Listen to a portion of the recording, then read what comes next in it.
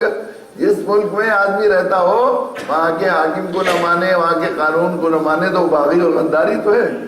کسی ممنوعہ تنظیم کے لوگ کسی جگہ رہتے ہوں، ان کے بیچ رہنے والا، کاروبار کرنے والا، ان کے فون بھی اگر پتہ لگ جائے تو ان کے ساتھ شریک سمجھا جاتا ہے؟ نہیں۔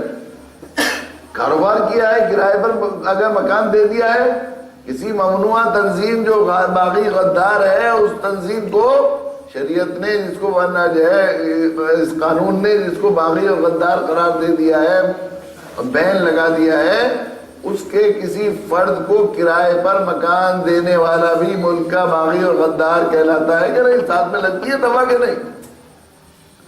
تو کافر و مشرک اللہ کی کائنات میں اللہ کے غدار و باغی ہے، بغاوت ہے، اس لیے ان دونوں گناہوں کی معافی نہیں ہے، نہ کفر کی نہ شرک کی۔ تو وہاں اس ماحول میں شریعت کیسے جانے کی اجازت ہے؟ ہر کی اجازت نہیں دیتی، صرف داعی کی، طبیب کے لیے اجازت ہے کہ وہ ماحول میں چلا جائے، وہ بھائی بیماری نہ پھیل نہیں، صرف طبیب کے لیے اجازت ہے۔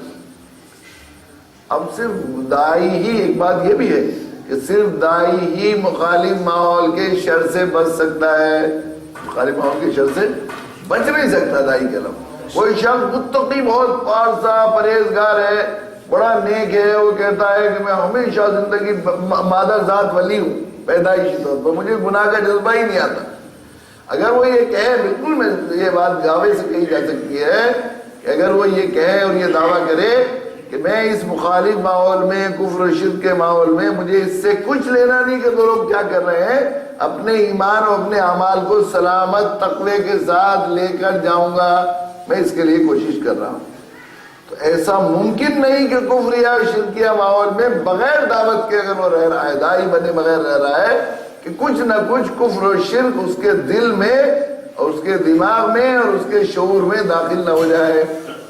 مثال کے طور پر حضرت عائشہ رضی اللہ تعالیٰ عنہ ارشاد فرماتی ہیں کہ جب کھانے کے برتن واپس آتے تھے تو میں اپنے آقا کی پلیٹ اور برتن کو صاف پہچان لیتی تھی۔ لوگوں نے پوچھا حضرت عائشہ سے کہ آپ کیسے پہچان لیتی تھی؟ کہ آپ جب کھانا کھاتے تھے، نوش فرماتے تھے، تو آپ کی پلیٹ جب واپس آتی تھی تو وہ ایسی صاف ہوتی تھی جیسے اس میں کھانا نوش ہی نہیں فرمایا، ذرا ذرا سا ریزہ چاٹ کر صاف فرما لیتے تھے۔ اب ساری زندگی اپنے نبی سے اس کی سنت ہے کھانے کی کہ آدمی صاف کرے، اس طرح پلیٹ کو صاف کرتے آئے ہیں۔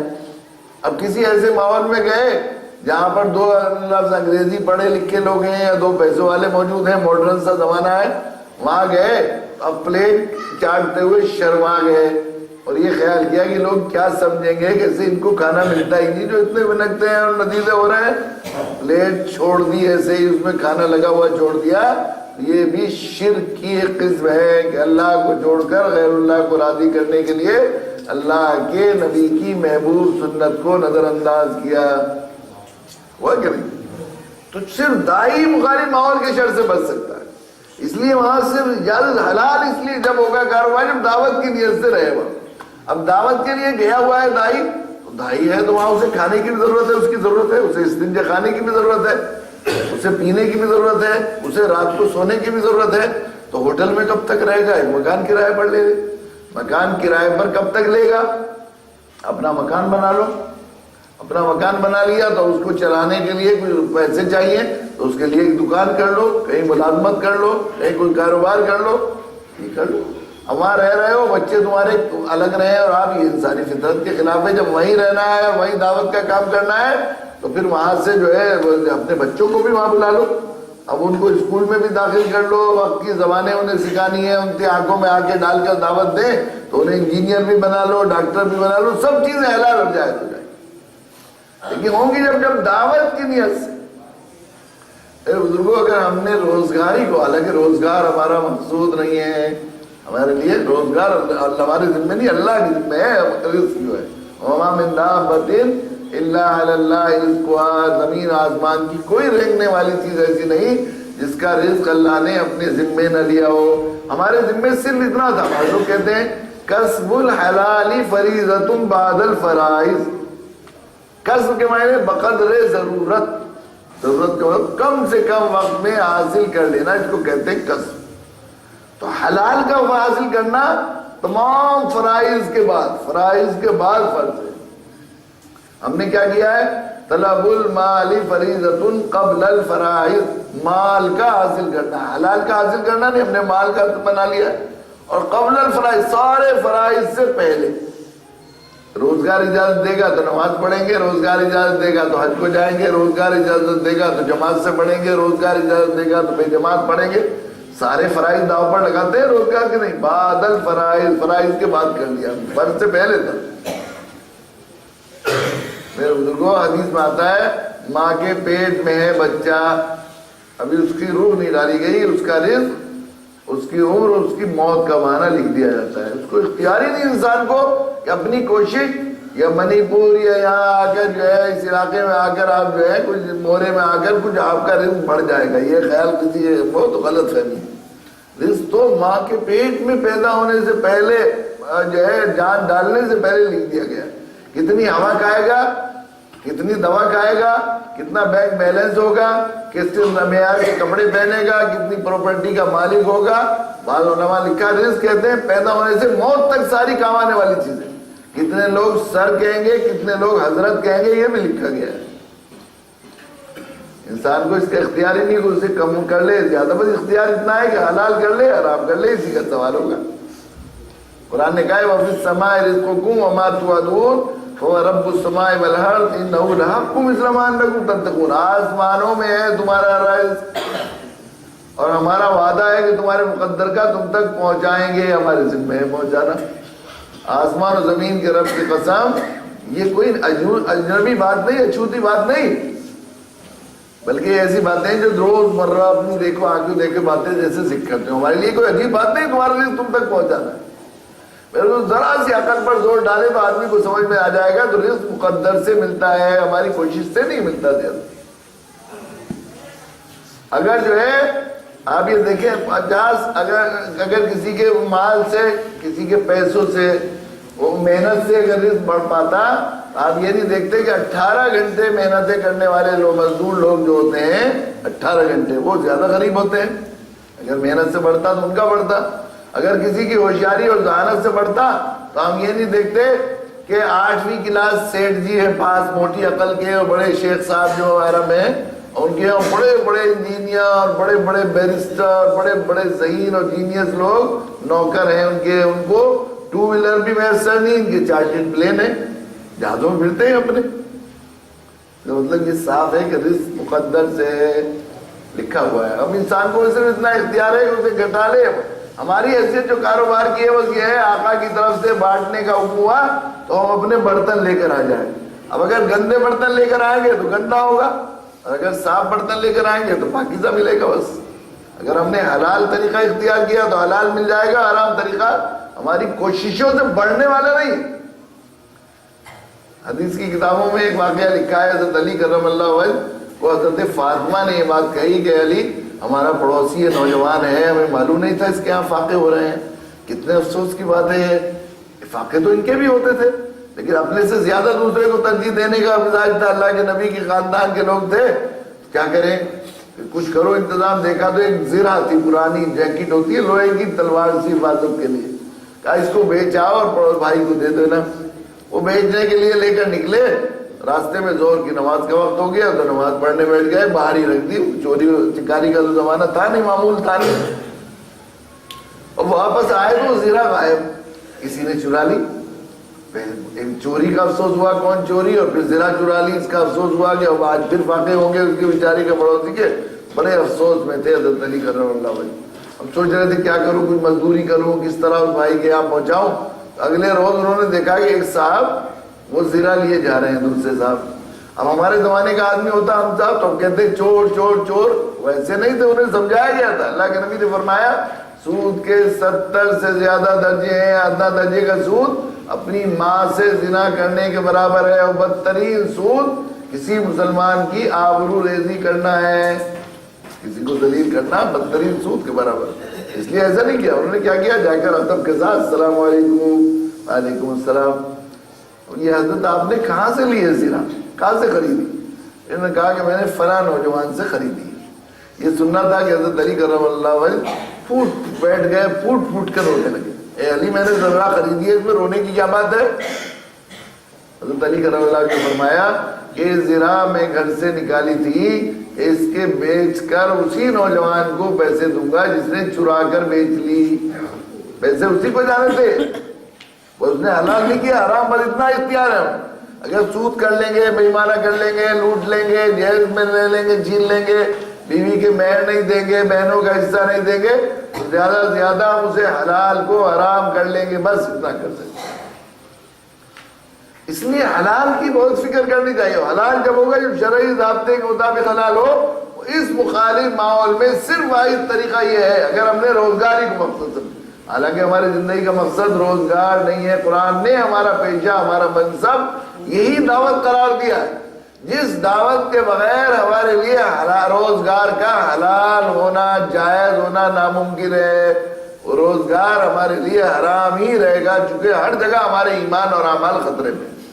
یہ مورے میں اور یہ پورا علاقہ جہاں ایسی صورتحال ہے کہ ابھی حضرت مولانا سنا رہے تھے کہ منی پور میں کسی جگہ تشریف لے گئے تو وہاں مسجد میں سور بتا ہوا تھا، دو بچوں کے ساتھ، کسی کے بارے میں بتایا کہ یہاں یہ مسلمان ہے، اس نے اس کے جو ہے 9 بچے ہو گئے ہیں، اس عورت کے غیر مسلم سے شادی ہو گئی ہے، فلاں عیسائی تھا اس کے 3-6 بچے، کتنے بتا رہے تھے۔ یہ صورتحال ہے چاروں طرف روز دیکھ ہی رہے ہیں ہم لوگ۔ یہاں ان مخالف ماحول میں وہاں نسبتاً جہاں کچھ نہ کچھ تھوڑا بہت دین محفوظ ہے، یہاں آئیں گے تو یہاں کیسے جائز حلال ہو جائے؟ صرف واحد طریقہ ہے کہ دعوت کی نیت سے آ رہے ہیں۔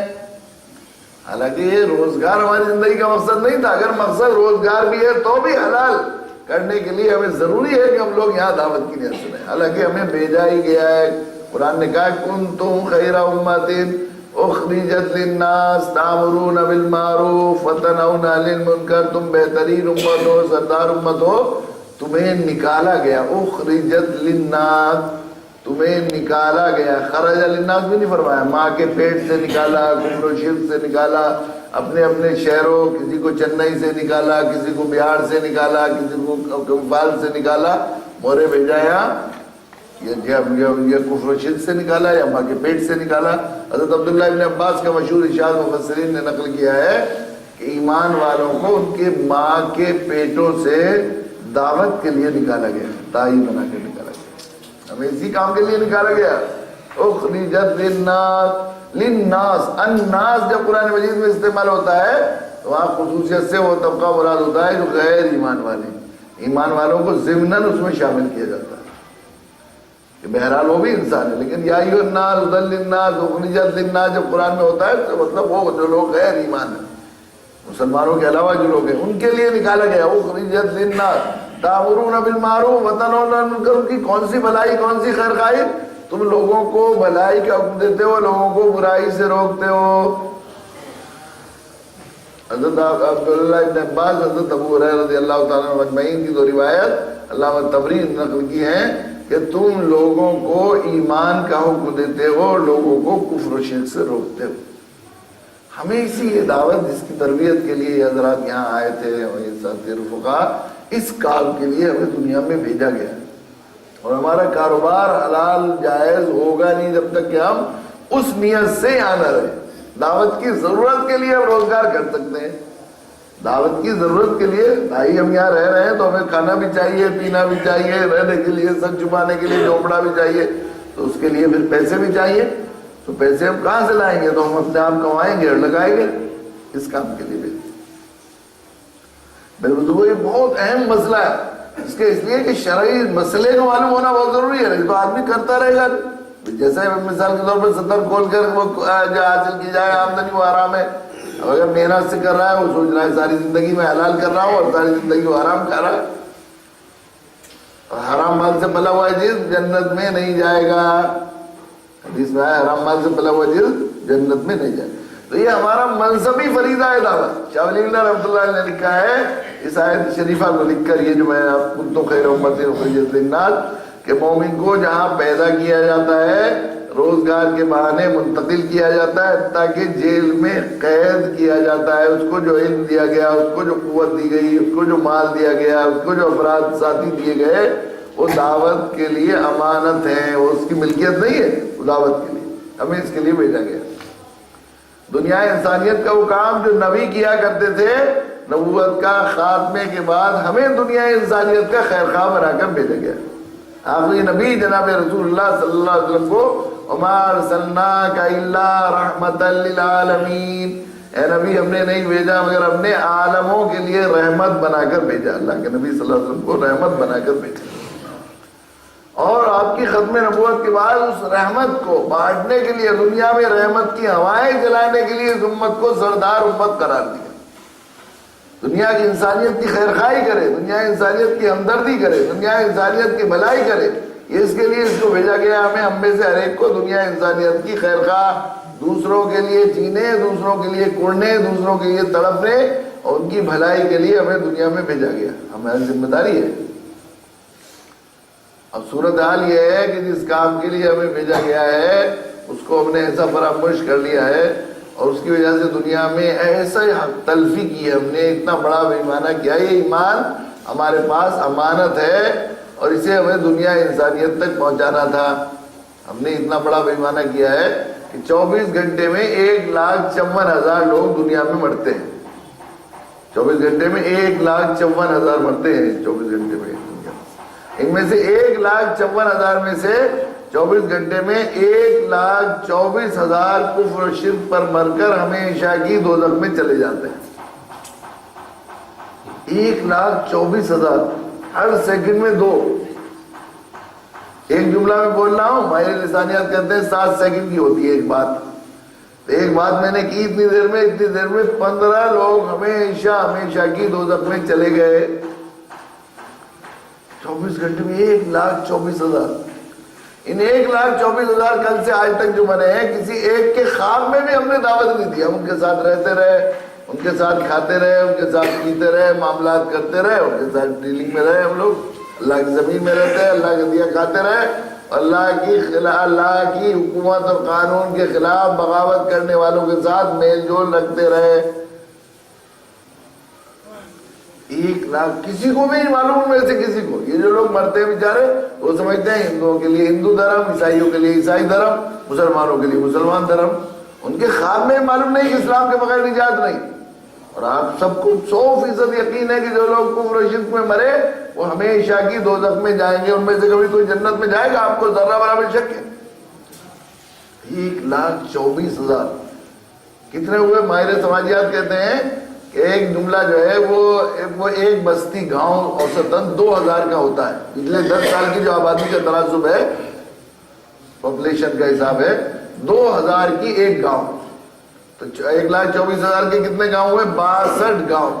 کہاں جا رہے ہیں وہ؟ ہمیشہ کی دوزخ میں جل رہے ہیں. کون ہے وہ؟ انا خلقناکم من ذکر و انثی، اے لوگو تم سب ایک ماں ایک باپ کی اولاد ہو. ماں بھی ایک ہے اور باپ بھی ایک ہے. ماں باپ ایک مطلب غیر نہیں ہے، وہ دشمن نہیں ہے، وہ کوئی حریف نہیں ہے. وہ لوگ کیا ہے؟ ایک ماں ایک باپ کی اولاد. ایک ماں ایک باپ کی اولاد کون ہوتے؟ سگے بھائی. سوتیلی ماں کی اولاد سے انسان کی نگاہ پہ جاتے نا، یہ میرا سوتیلا بھائی ہے. اللہ اس لیے فرما رہے ہیں کہ سگے بہن بھائی. ساری دنیا کے لوگ میرے اور آپ کے نبی کے امتی ہیں. قل یا ایھا الرسول قل یا ایھا الناس انی رسول اللہ الیکم جمیعا. اے نبی اعلان کر دیجیے کہ میں تم سب کی طرف اللہ کا رسول بنا کر بھیجا ہوں. قیامت تک آنے والا ہر فرد ہمارے نبی کی بعثت سے، دنیا میں تشریف لانے سے قیامت تک آنے والا ہر انسان، ہر آدمی میرے اور آپ کے نبی کا امتی ہے اور میرے آپ کے رب کا بندہ ہے. تو یہ جو 62 گاؤں جلے یہ سب رشتہ دار ہیں ہمارے. ایک گاؤں جل جائے کسی جگہ، فساد ہو جائے ایک گاؤں، تو کتنا بڑا ظلم مانا جاتا ہے. اتیاچار اور ظلم کی تاریخ بن جاتی ہے. نہیں، گاؤں جلتا ہے تو 10-20 گھر ہی جلتے ہیں. صرف پورا گاؤں نہیں جلاتا کوئی، 10-20 گھر جلتے ہیں تو کہہ دیا گاؤں جلا دیا. یہ تو پورے کے پورے 100% جل جائے 62 گاؤں. اور ان میں کسی کے ایک، اگر ہم نے اپنے نبی کی اتباع میں، اللہ کے نبی کی ایک روایت ہے کہ آپ 73 مرتبہ ایک مکہ کے قریشی کے پاس گئے، ایک روایت 93 مرتبہ کی ہے، ایک روایت 82 مرتبہ کی ہے. ابو جہل کے پاس آتا تھا، ہم روایت پہلے یاد کیا کرتے تھے، سنا کرتے تھے کہ اللہ کے نبی 1000 بار سے زیادہ مرتبہ گئے.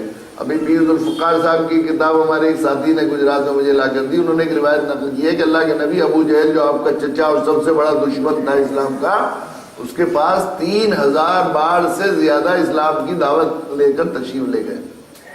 3000 بار سے زیادہ اس کی خوشامد کی آپ نے. ہم نے 3000 بار چھوڑ دیے. ایک دفعہ کہا ہوتا تو ہم کہتے کہ اللہ ہم نے تو سمجھایا تھا فلاں بھائی صاحب کو, پنڈت جی کو, فادر فلاں کو, لیکن وہ چلے گئے, وہ تو انہوں نے سنی نہیں. اب چونکہ ایسا نہیں ہوا تو ہم 62 گاؤں کو جلانے والے ہم ہیں. ہماری ذمہ تھا نا, ہم فائر بریگیڈ کے لوگ ہیں. فائر بریگیڈ کا ایک آفس ہوتا ہے جس میں آگ بجھانے کا جن کو ذمہ داری دی جاتی ہے, ان کے سامنے کوئی جل جائے وہ بچائے نہیں تو وہ جلانے والے ہوں گے نا. ہمارے ذمہ تھا بچانے کی کوشش. میرے بزرگوں, یہی ہماری عزت. امیر المومنین حضرت عمر رضی اللہ عنہ کا فرمان ہے کہ تمہاری سرداری خیر امت جو تمہیں کہا گیا ہے قرآن مجید میں, شرطوں کے ساتھ مشروط ہے. ایسے نہیں ہے دعوت کی شرط کے ساتھ تم خیر امت ہو. اگر شرط پوری کرو گے تو سرداری ملے گی, شرط پوری نہیں کرو گے تو پھر ہماری کوئی رشتہ داری نہیں ہے. اس پر کرنے کے اتنے وعدے اللہ تعالیٰ. لیکن ایک بات یہ بھی سمجھ لیجئے, اس دعوت کو جو اتنی اہمیت دی ہے دین میں, سب سے پہلے نماز سے پہلے بھی اس کو فرض کیا ہے اور اس کو ہمارا منصبی فریضہ قرار دیا. اللہ تعالیٰ نے ہمیں نوازنے کے لیے دیا ہے, اللہ کو ضرور محتاج نہیں ہے. اور ان شاء اللہ جعلہ امت واحدہ میں سے ذرہ برابر کسی کو شک ہے کہ ساری دنیا کو مسلمان بنا کے پیدا کر دے اللہ تعالیٰ, تو کوئی روک سکتا ہے؟ تو ہمیں نوازنے کے لیے اللہ تعالیٰ نے ہمارے ذمہ لگایا ہے. اور اس پر اتنے دینے کے وعدے نہ کرنے پر وعیدیں بھی کی ہیں تاکہ یہ جو ہے خیر بھلائی مل جائے ان کو, یہ نوازے جائیں, اللہ کے نبی کے امتی نوازے جائیں. یہ ہے بات میرے بزرگوں. اتنے وعدے ہیں. یہ زمانہ جب قرب قیامت کا زمانہ ہے, حدیث میں آیا ہر کچے ہر پکے گھر کے اندر اسلام داخل ہو جائے گا. قیامت سے پہلے ہر کچے پکے گھر کے اندر علم عقل کا زمانہ ہے. صرف اسلامی ذہنیت کو مطمئن کر سکتا ہے. دنیا پیاسی انسانیت دوڑی چلی آ رہی. یہ زمانہ ایسا ہے کہ اگر آپ جھوٹ اس کے منہ پر, پیاسے کے سامنے شدید پیاس لگ رہی ہو تو ذرا سا ہونٹوں پر لگا چاہیے ٹھنڈے پانی کا گلاس چھین کر پینے کو تیار ہے, پھر آپ پلانا نہیں چاہیں گے, آپ کے پیچھے مر جائے گا. یہی صورتحال دکھ رہی ہے چاروں طرف کہ آپ انہیں اسلام کا صحیح تعارف اور صحیح ذرا سا آشنا, ذرا سا چاشنی لگا دیں, ایک گھونٹ تو وہ چھین کر پینے کو تیار ہے. تمہارا ایسے وقت میں اسے کرنے پر بہت سے وعدے ہیں, نہ کرنے پر بہت سی وعیدیں ہیں. اللہ کے نبی صلی اللہ علیہ وسلم کا ارشاد ہے تیری وجہ سے ایک آدمی کو ہدایت مل جائے تیری نجات کے لیے کافی ہے. اللہ کے نبی نے فرمایا تیری وجہ سے نجات کے لیے تو ہم سب نماز روزہ ذکر سب کچھ کر رہے ہیں. آپ نے فرمایا تیری وجہ سے ایک آدمی کو ہدایت مل جائے تیری نجات کے لیے کافی ہے. آپ نے فرمایا تیری وجہ سے ایک آدمی کو ہدایت مل جائے جنت تیرے لیے واجب ہے. اگر تو کسی ایک انسان کے اسلام میں آنے کا ذریعہ بن گیا تو جنت تیرے لیے واجب ہے. آپ نے یہ بھی فرمایا تیری وجہ سے ایک آدمی کو ہدایت مل جائے دنیا اور معافیہ, دنیا اور اس میں جو کچھ ہے سب سے بہتر ہے. پوری دنیا میں جو کچھ ہے سب مل جائے اس سے بہتر. اور آپ نے فرمایا تیری وجہ سے ایک آدمی کو ہدایت مل جائے اس سب کے فتح کرنے سے بہتر ہے جس پر سورج طلوع ہوتا ہے, سورج نکلتا ہے. اور آپ نے فرمایا تیری وجہ سے ایک آدمی کو ہدایت مل جائے اس سب کے فتح کرنے سے بہتر ہے جس پر سورج غروب ہوتا ہے. اور آپ کا ارشاد ہے تیری وجہ سے ایک آدمی کو ہدایت مل جائے سرخ اونٹوں سے بہتر ہے. اور آپ کا فرمانا تیری وجہ سے ایک آدمی کو ہدایت مل جائے 100 سرخ اونٹوں سے بہتر ہے. سرخ اونٹ آج بھی عربی BMW اور مرسیڈیز گاڑیوں سے مہنگے ہیں اور قیمتی ہے بہت. اور آپ نے فرمایا حضرت وحشی جو حضرت حمزہ اللہ کے نبی کے لاڈلے چچا کے بہت ظالم قاتل تھے وحشی, ان کے پاس فتح مکہ کے بعد اپنے ماموں خاص ماموں حضرت سعد بن ابی وقاص کو بھیجا اور فرمایا ساتھ جاؤ وحشی کو اسلام کی دعوت دو, تمہاری وجہ سے ایک آدمی کو ہدایت مل جائے جنگ میں 1000 اسلام دشمن کافروں کے قتل کرنے سے افضل ہے. آپ نے فرمایا جو کسی بھولے بسرے بندے کو اللہ سے ملا دیتا ہے اللہ اتنا خوش ہوتے ہیں. حدیث میں مثال دی ہے کہ ایک آدمی صحرا میں پھر رہا ہے, اونٹ پر سوار ہے, تھک کر اس نے اونٹ باندھ کے تھوڑی دیر لیٹ گیا ایک درخت کے نیچے. اب آنکھ کھلی تو اونٹ غائب ہے ساز و سامان کے ساتھ. صحرا میں اونٹ کے بغیر ایک قدم نہیں چل سکتا آدمی, اور اونٹ پر ساز و سامان ہے, دور تک پانی نہ کھانا, تو بالکل موت ہے اس ساز و سامان کے بغیر. اب وہ بہت تلاش کیا ادھر ادھر, شام ہو گئی تو اس نے سر جا کے درندے کھا جائیں گے, اب میرے لیے کوئی گنجائش نہیں ہے. بہت مایوسی کی حالت میں ڈھونڈتا پھر رہا ہے, اچانک اسے وہ اونٹ اپنے سامان کے ساتھ مل جائے. سامان کے ساتھ مل جائے تو پھر کتنا خوش ہوا وہ کہ اپنے ہوش کیا بیٹا اللہ کے شکر ادا کرنے کے لیے کہنا جا رہا ہے اللہ تو میرا خدا میں تیرا بندہ، زبان سے نکل رہا ہے اللہ تو میرا بندہ میں تیرا خدا۔ جس طرح یہ آدمی خوشتا ہے اس سے بھی زیادہ خوش ہوتے ہیں اللہ تعالیٰ اس بندے سے جو کسی برے کفر و شرک میں چلتے ہوئے بھٹکے ہوئے انسان کو ایمان کی راہ پر لے آتا ہے۔ کسی کا بچہ کھو جائے، آپ ذرا تصور کیجئے کسی کا بچہ کھو جائے، جب عزیز رشتہ دار جاننے والے بیچارے تلاش کرنے میں مدد کرتے ہیں تو ساری رات جاگتے رہے، ادھر سے ادھر پھر رہے ہیں، تو ماں باپ کا کیسی محبت آئے گی اس پر، تلاش کروانے والے کو، اور ملا کے اگر ملا دے گا تو پھر پوچھئے مت کیسے کیفیت ہوگی۔ یہ اس سے کئی زیادہ اللہ تعالیٰ اس بندے سے خوش ہوتے ہیں جو اللہ کے بندوں کو اللہ سے جوڑ لیتا ہے۔ تو اس طرح چونکہ فرض ہے، فرض کے کرنے پر جیسے وعدے ہیں نہ کرنے پر وعیدیں بھی ہیں، سزائیں بتائی گئی ہیں، جو ذمہ داری ہے بہت سی وعیدیں ہیں، لیکن ایک وعید کے 2-3 الفاظ جملے میں آپ کو سناتا ہوں۔ اللہ کے نبی صلح حدیبیہ میں جو صلح فرمائی تھی آپ نے، کفار سے دب کر صلح فرما لی تھی، سارے مسلمان اور صحابہ بہت زیادہ پریشان تھے، چھوڑ کر بیچ میں بغیر عمرے کے واپس آ گئے تھے۔ اللہ کے مسجد نبوی میں پہنچے مدینہ واپس تو آپ نے سب لوگوں کو اکٹھا کیا اور ایک تقریر فرمائی، خطاب فرمایا، خطبہ دیا۔ اس خطبے میں یہ بات فرمائی کہ لوگوں میں پوری دنیا انسانیت کی طرف اللہ کا رسول بنا کر بھیجا گیا تاکہ توحید کا پیغام ایک ایک گھر ایک ایک انسان تک پہنچا دوں، اور کوئی گھر اور کوئی انسان اللہ کے کلمے سے محروم نہ رہے۔ آخری جملے غور سے سن لیجیے، خبردار تمہاری زندگی اس دین کو ان لوگوں تک پہنچانے کے لیے وقف ہونی چاہیے جن تک نہیں پہنچا ہے۔ اسی کام کے لیے بھیجا ہے تمہیں، اس دین کو ان لوگوں تک پہنچانا جن تک نہیں پہنچا۔ اور آخری جملہ سن لیجئے، جان لو کہ اللہ کی جنت ان لوگوں پر حرام کر دی گئی ہے۔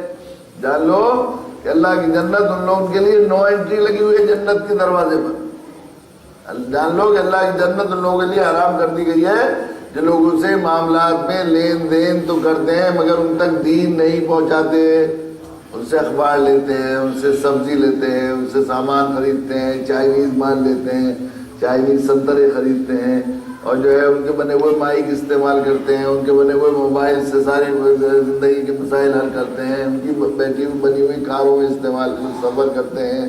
اللہ کی جنت ان لوگوں پر حرام کر دی گئی ہے جو لوگوں سے معاملات میں لین دین تو کرتے ہیں مگر ان تک دین نہیں ہوا۔ میرے بزرگوں یہ فریضہ ہے، منصبی فریضہ ہے، فرض ادا کرنے سے ادا ہوگا۔ صرف یہ کیمپ والے آ گئے ان کی تعریف کر لی اس سے مسئلہ حل نہیں ہوگا۔ نماز فرض ہے، نماز پڑھنے سے ادا ہوگی۔ بے نمازی آدمی ساری زندگی نمازیوں کی تعریف کرتا رہے تو بے نمازی ہی رہے گا، جرم مجرم رہے گا۔ بے روزے دار ہونٹ میں منہ میں بیڑی اور سگریٹ پیے پھر رہا ہے رمضان المبارک میں اور کہہ رہا ہے حضرت ہے بھائی، وہ پیر صاحب اور امیر صاحب اور مولانا صاحب ہیں، نیک تو بیچارے نفلی روزے بھی رکھتے ہیں، ہم تو کافروں سے بدتر ہیں، تو یہ ہمیشہ تاریخ فریضہ ہی رہے گا۔ تو یہ فرض ہے، ادا کرنے سے ادا ہوگا۔ ادا کرنے والوں کی تعریف یا ان کی کارگزاری سنانے سے مسئلہ حل نہیں ہوگا، ادا کرنے سے ادا ہوگا۔ اور یہ حقوق العباد کا، حقوق اللہ کے فریضے جو گناہ ہے، گناہ کے لیے توبہ کرنا۔ گناہ کس کے لیے کیا علاج کیا ہے؟ توبہ۔ اور توبہ سچی توبہ، سچی توبہ کی 3 شرطیں، ایک تو یہ پہلے گناہ سے رکا ہوا ہو، رکے، گناہ پر نادم ہو، آئندہ عہد کرے کہ میں گناہ نہیں کروں گا۔ لیکن حقوق العباد یعنی بندوں کا حق کوئی مار لیا ہے، کسی کے 10 روپے لوٹ لیے، بے ایمانی سے لے لیے، یا کوئی حق تلفی کر لی، کسی کو غیب برائی کہہ دی، کسی کو ذلیل کر لیا، یہ بندوں کا حق ہے۔ بندوں کا حق ان 3 شرطوں نہیں، اس سے پہلی شرط یہ ہے کہ صاحب حق سے معاف کروائے حق یا اس کو دے، پھر رکے اور آئندہ عہد کرے اللہ سے، روئے، اللہ کے سامنے توبہ قبول ہوگی۔ اور یہ حق ایسا ہے کہ معاف کروانے سے بھی معاف نہیں ہوگا، دینے سے ہی ہوگا۔ سارے کافر مشرک یہ کہیں کہ اللہ میدان محشر میں کہ اللہ میں نے مسلمانوں سے کوئی شکایت نہیں ہے، انہوں نے نہیں پہنچایا تو ہم انہیں معاف کرتے ہیں، تو اللہ تعالیٰ ہرگز معاف نہیں کریں گے۔ یہ ادا کرنے سے ادا ہوگا۔ اس لیے میرے بزرگوں اپنی ذمہ داری کو سمجھیں، اور اس ذمہ داری کو ادا نہ کرنے کی وجہ سے ہم اللہ کی نگاہوں سے گر رہے ہیں، اور ہم زندگی کو پورا اپنے جان ایمان اعمال سب داؤ پر لگا رکھے۔ تو اس بات یہ کہ ہم اپنی ذمہ داری کو سمجھیں۔ دیکھیے زمانہ ایشور ہے، ہم لوگ ارادہ کریں کہ اللہ جس کام کے لیے ہم آپ کے بندے ہیں آپ نے جس کام کے لیے ہمیں بھیجا ہے، ختم نبوت کے فیصلے کے بعد ہماری عزت کی ضمانت اور علامت بنا کر جو ہمارا پیشہ، جو ہمارا مشغلہ بھیجا ہے، وہ اللہ باقی زندگی ہم یہاں جب بھی مورے اور اس کے نوا میں جہاں رہ رہے ہیں وہاں رہیں گے، اپنے آپ نے جو ہماری ڈیوٹی لگائی ہے اس منصبی فریضے کو ادا کرتے ہوئے انشاءاللہ باقی زندگی گزاریں گے انشاءاللہ۔ ارادہ کرتے ہیں کاروبار کو بھی حلال کرنے کے لیے ہماری نیت یہ ہوگی ہم دعوت کے لیے یہاں پر ہیں۔ اس کے لیے بزرگوں انشورنس کا زمانہ ہے، حالات اتنے سازگار ہیں، اتنے سازگار ہیں کہ میدان دعوت میں جو لوگ گئے ان کا اندازہ ہے کہ کسی خاندانی مسلمان کو تشکیل کر کے 3 دن کے لیے جماعت میں لانا کہیں زیادہ مشکل ہے اس کے مقابلے میں کسی خاندانی غیر مسلم کو محبت کے ساتھ قبر حشر کی بات کہہ کر اسے کلمے کی دعوت دینا۔ 1 2 3 کیمپ